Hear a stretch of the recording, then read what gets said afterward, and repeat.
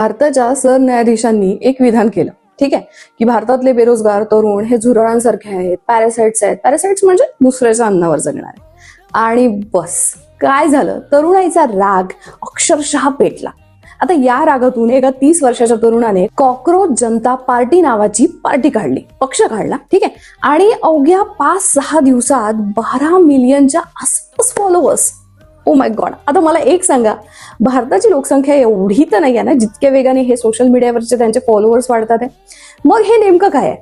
खरंच लोक जोडले जात आहे की फक्त एक ट्रेंड म्हणून लोक मान खाली घालून मागे चालले आहेत? कारण सोशल मीडियावर एक गोष्ट खूप कॉमन झाली आहे. एकाने काहीतरी ट्रेंड केला की हजारो लोक विचार न करता त्यामागे जातात.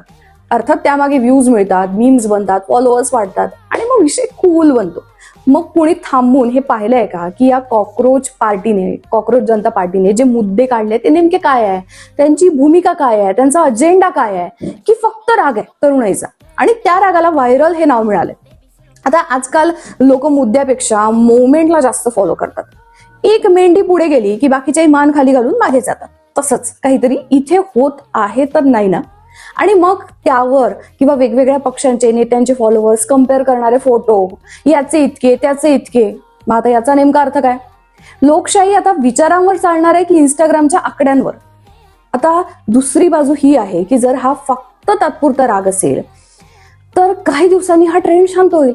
खरोखरच बेरोजगारी, निराशा आणि व्यवस्थेविरोधात साचलेल्या संतापाचा उद्रेक असेल ना, तर मग ही गोष्ट फक्त एक सोशल मीडियावर म्हणून राहणार नाही. म्हणूनच या कॉकरोच जनता पार्टीकडे फक्त एक विनोद म्हणून पाहून चालणारे नाही किंवा डोळे बंद करून एक क्रांती आहे असंही आपण म्हणू शकत नाही. मग यामागे नेमकं काय सुरू आहे याच्यावर विचार झाला पाहिजे. लोक खरंच विचाराने जोडते की फक्त ट्रेंडने वाहत चालले आणि पुढे याचं रूपांतर नेमकं कशात होणार आहे याचा शोध घेणं खरंच खूप आवश्यक आहे.